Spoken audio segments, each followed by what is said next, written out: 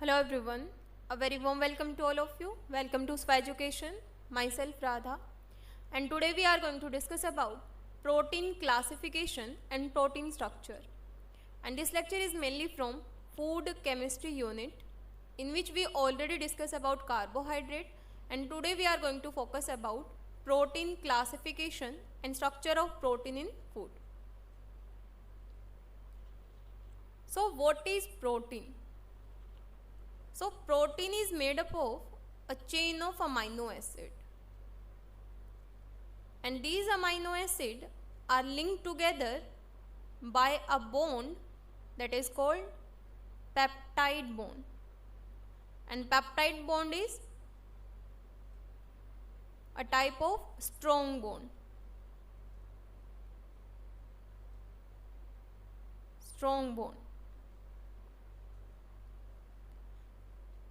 And there are total 20 amino acid in nature, and these 20 amino acid are alanine, arginine, asparagine, aspartic acid, cysteine, glutamine, glutamic acid, glutamic acid, glycine, histidine, isoleucine, leucine, lysine, methionine, phenylalanine, proline, serine, threonine, tryptophan, tyrosine and valine. And these are three letter code of these amino acid, and these are the symbol of these amino acid, how we can represent these amino acid by a single letter code. Next one is the classification of protein. So on the basis of structure, protein are classified as primary structure, secondary structure, tertiary structure and quaternary structure of the protein. As the primary structure modify, it forms secondary structure. When there is a modification in secondary structure, there is a formation of tertiary structure. And when there is a modification in tertiary structure, there is a formation of quaternary structure. So first one is the primary structure. What is primary structure? Primary structure is a very simple structure of the protein in which amino acid arranged in a linear manner. Suppose alanine, methionine, arginine, cysteine, these amino acid arranged in a linear manner. This kind of structure is called primary structure of amino acid. And the order in which amino acid exit in a protein is primary sequence. And these amino acid are linked together by peptide bond that is covalent in nature. Next one is the secondary structure. When there is a modification in primary structure of protein, as this is the primary structure of protein where amino acid are linked together by peptide bond, and when there is a modification, this is primary structure. When there is a modification in primary structure, there is a formation of secondary structure, in which we mainly discuss about alpha helix and beta sheet. So the backbone regular repeating folding pattern are referred to as protein secondary structure, and the two most common folding pattern are alpha helix and beta sheet. So alpha helix, one important thing that I want to add here is secondary structure of protein, that is alpha helix and beta sheet. They can be determined by circular dichroism or CD spectroscopy.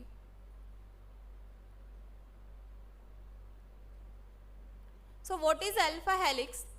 The helix is one of the most popular way for a polypeptide chain to generate all potential hydrogen bond by twisting into a right-handed screw and hydrogen bonding NH group of each amino acid residue to the CO of the adjacent helix turn. So what they are said, if I make a structure of amino acid, it consists of amino group, carboxyl group, hydrogen group and R chain. This is the simple structure of amino acid. And when these amino acids are linked together, for example, this is the CO bond of amino acid first, and this is the NH group of fourth amino acid, and they are linked together by hydrogen bond in case of alpha helix.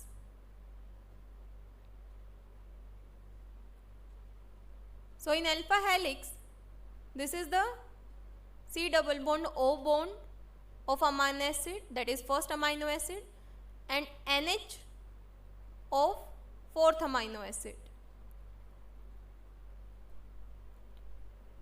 and they are joined together by hydrogen bond in case of alpha helix and consist of 3.6 residue per ton or 13 atoms.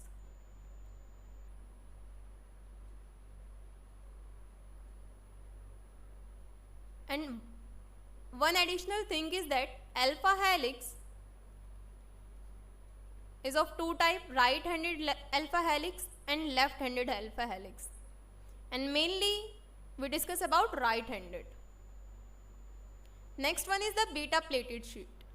The chain of polypeptide come next to one another and are then connected by hydrogen bond in this manner. All peptide chain are stretched to nearly maximum extension and then arranged side by side in this structure. So in beta plated sheet,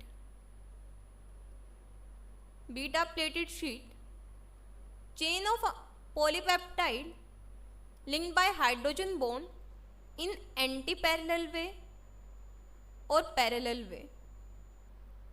And which is most stable? This one, anti-parallel. So this is the beta plated structure where amino acid or chain of polypeptide are linked together by hydrogen bond, and this is alpha helix. Next one is the third level, that is tertiary structure of protein. Protein structure is formed when the twist and fold of the secondary structure fold again to form a larger three-dimensional structure, or we can say when there is a modification in primary structure of protein, it forms secondary structure, that is alpha helix and beta sheet, and when there is a modification in secondary structure of protein, it forms tertiary structure, that is twist and fold. And when there is a modification in tertiary structure, it forms quaternary structure, that is hemoglobin and myoglobin. So these are the level of protein organization. This is primary protein structure where the amino acids are linked together as a linear chain. When there is a modification in primary structure, secondary protein structure form that consists of alpha helix and beta plated sheet.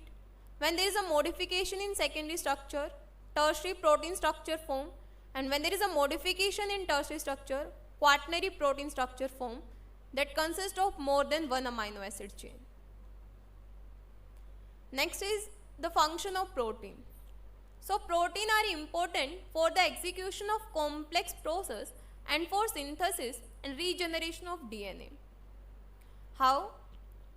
Because enzymes are proteinaceous in nature. Enzymes are proteinaceous in nature.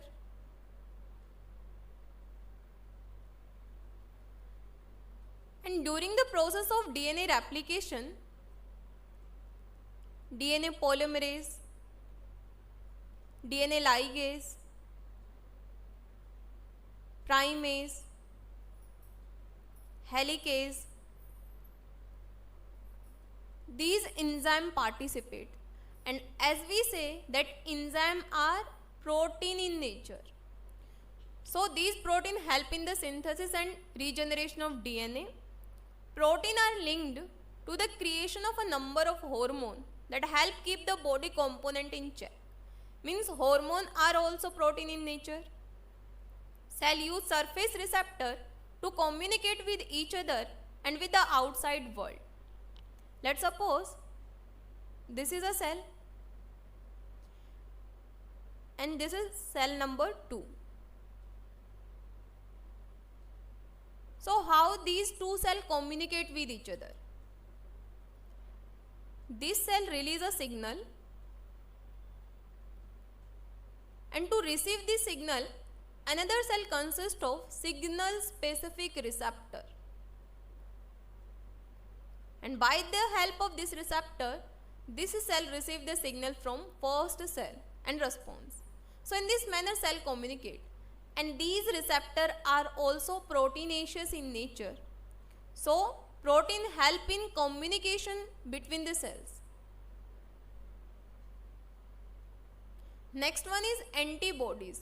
Antibodies are also protein in the body that the immune system used to repair and heal the body after foreign pathogens have been introduced. So antibodies are also proteinaceous in nature. So these are the function of the protein. I hope this lecture is very clear to all of you. So thank you so much everyone. If you find this video beneficial for you, please don't forget to like, share and subscribe this channel for more such kind of videos. And if you have any query regarding this lecture, you can comment down below. Thank you so much.